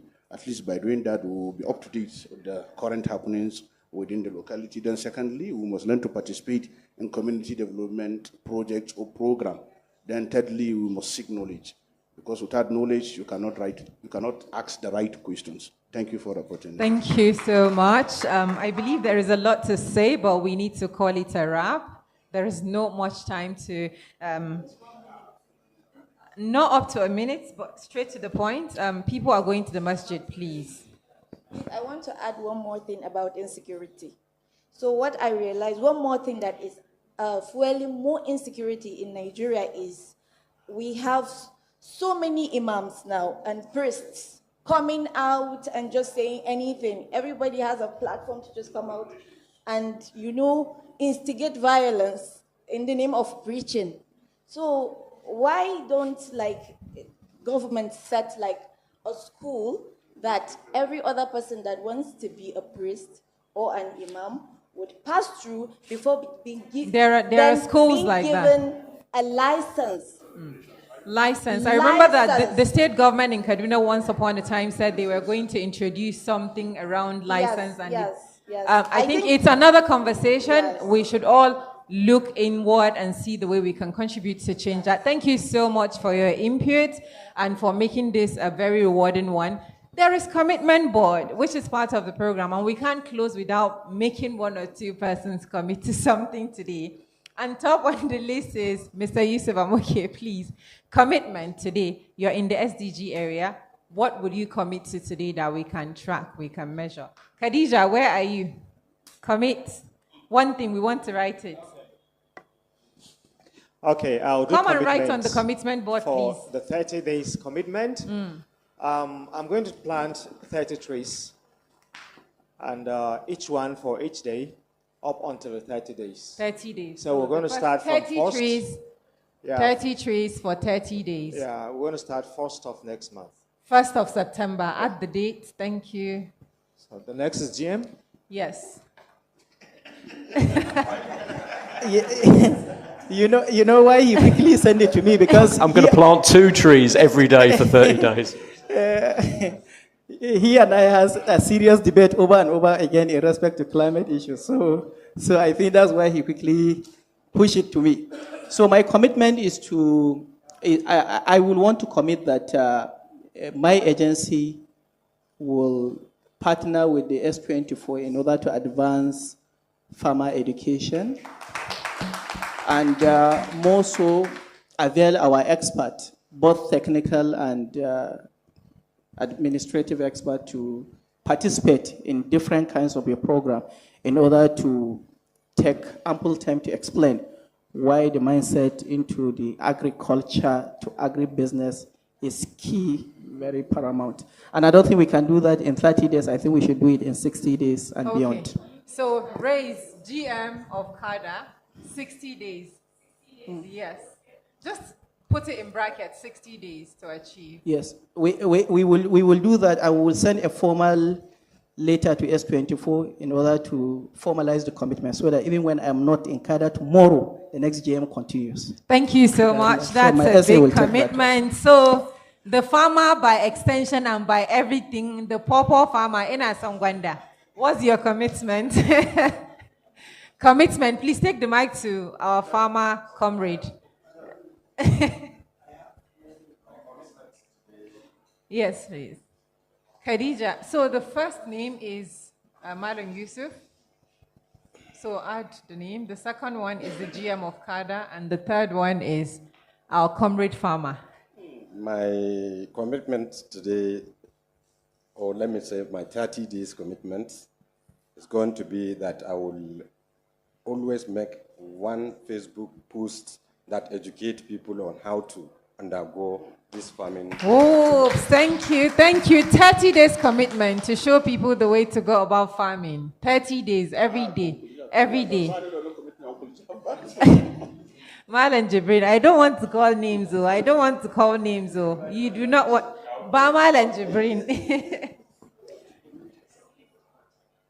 Well, as somebody who is interested in bridging gaps when it comes to policy formulation, implementation, and other advances related to that, I think my first 30 days commitment should be, I should be able to extend my, how do I put it? Well, I'm going to invest more in partnership, collaboration, and more networking. Invest more? Yes, so invest more. Where should we track that? Invest more? I think where you should track that is most important is the collaboration aspect. Because everybody will think we can reach alone. Yes, collaboration. Yeah, collaboration. Personally, we'll follow through with you to collaborate. Thank you so much. Uncle Jam. We go to Dr. Jamila again because I want you to commit. You must commit today. Yeah, obviously. So I think based on the conversation, I'm very much interested in pushing more narrative about youth participation in, for instance, agriculture. And I understand the importance of climate change, so I would like to collaborate with Kada. Yes, for inclusion of agric education and the fellowship that we're doing, specifically agric business, so that we have more people interested. Okay. And then the climate change aspect to be part of it. The governance is what we are doing. I would like to commit that by next month, we should be having our next cohort, and youth participation in governance will be the major theme for the next cohort. Thank you. Thank you so much. Commitment. Thank you. I don't know if any student wants to commit. Commit. Thank you so much. Really appreciate you. It's been an insightful conversation. And we look forward to more of this. You can always reach out to S24 if there are stories of impact to tell. We would like to collaborate. We want to tell the underrepresented people's stories. And we can't do it alone. I think it was Mr. Yusuf that said, why can't Nigerian media be as good as the ones we see abroad, like Al Jazeera or the CNN? They get support. So support us through this. We don't have the resources to be in every part of Nigeria, but there are students that can provide reports. And you also got a platform there to push out your content and all of that. So let's come together. Collaboration is key, and nobody can do it alone. You can go far by doing alone, but you would not go farther doing it alone. So let's do this again. Thank you so much. We look forward to another Governance Room edition in Kaduna with key people as well. Today was not as planned, but of course, as S24, we always do plan A to Z. And we would always try this again and again to make sure that we change the media ecosystem. Thank you so much for being part of this. Until next time, see you again. Bye for now. Thank you.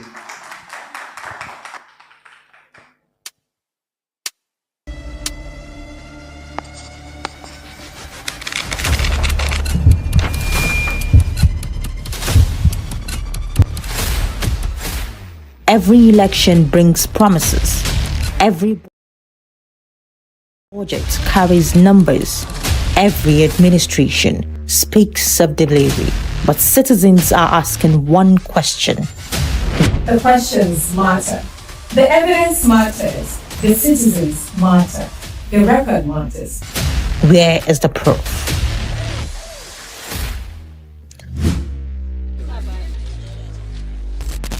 leadership. A road promised, a hospital announced, a school approved, a budget was passed, a project was launched. But what changed? When people ask you, you should be able to provide facts. Who benefited? What was delivered? What remains undone? Orderliness. S24 Television presents Governance Room, not politics for noise.